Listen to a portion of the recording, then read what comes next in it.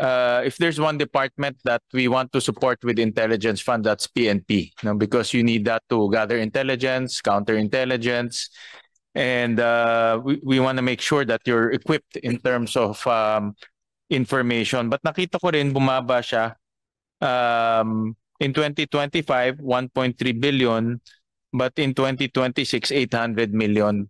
No? How will this affect your intelligence gathering and also counterintelligence activities?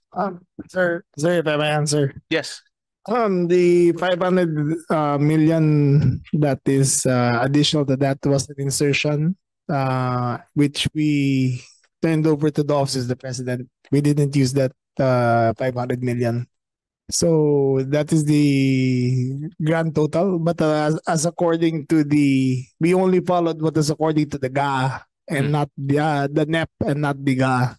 What was put additional was we found no use for it and we returned it to the office of the president. Okay, but in for 2026, the 806 million is enough for your operations?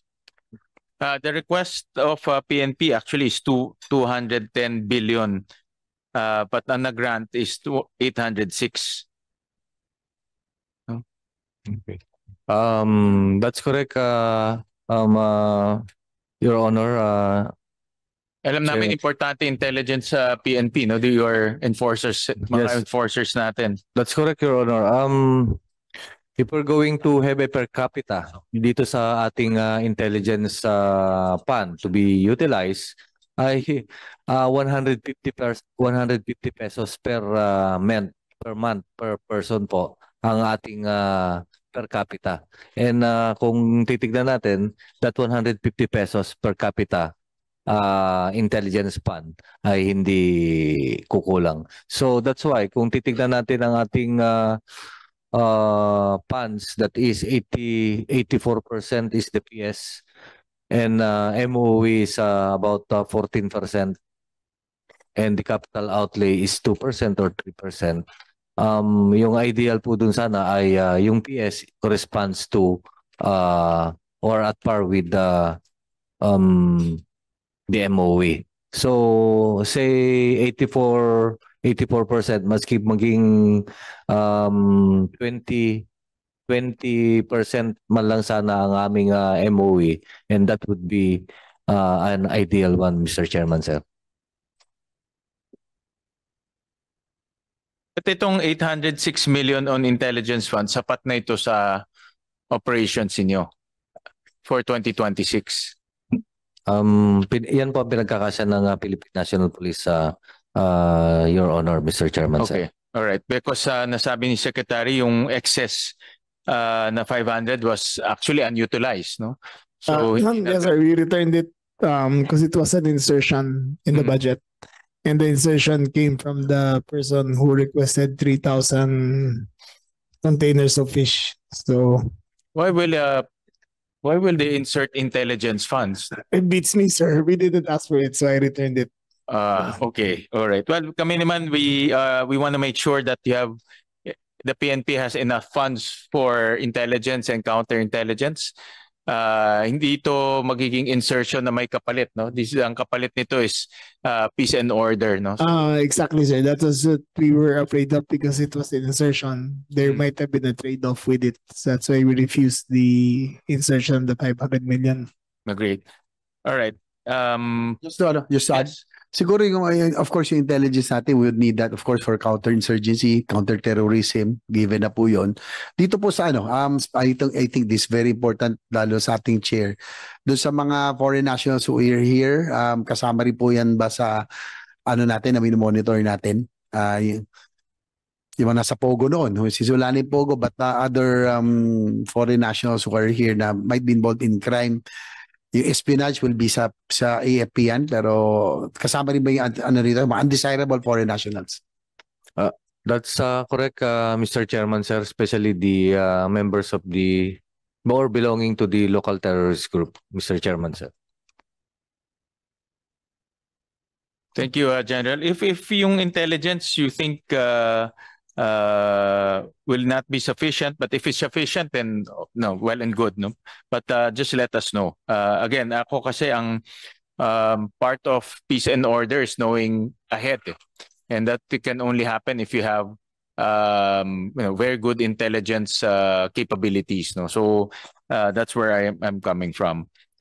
May 800 million nakita ko sa TICAS, and I would like to commend the PNP because at least majority of the TICAS projects are completed and ongoing.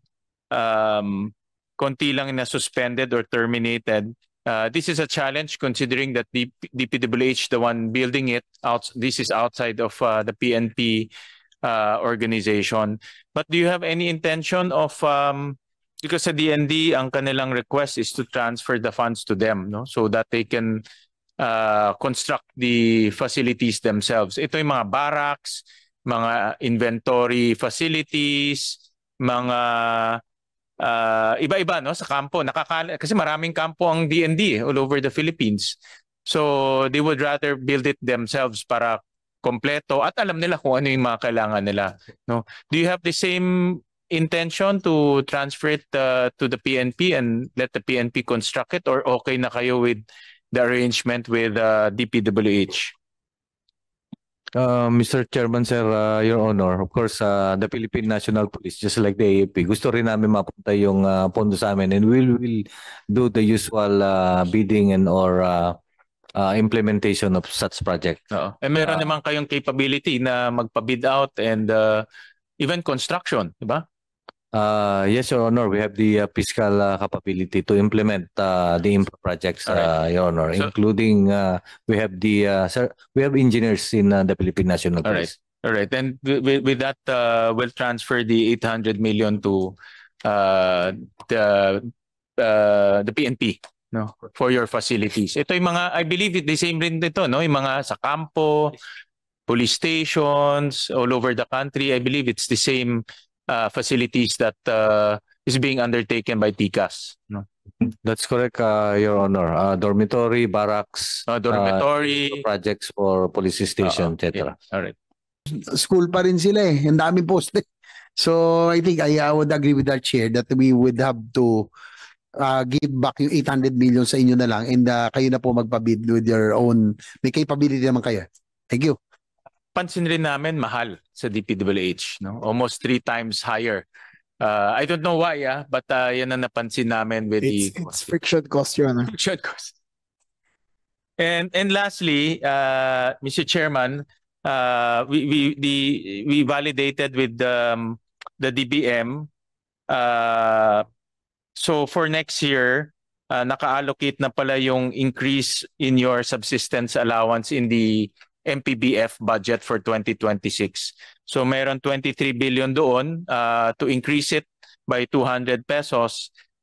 So ita-transfer na lang namin ito to the PNP para full 350 pesos na mabibigay next year, no?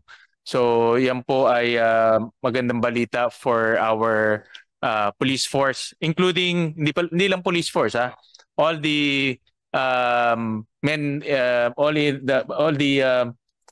uniform personnel, no? BFP, BJMP, Bucor, PCG, and NAMRIA, no? So next year magkakaroon ng increase by 200 pesos, no?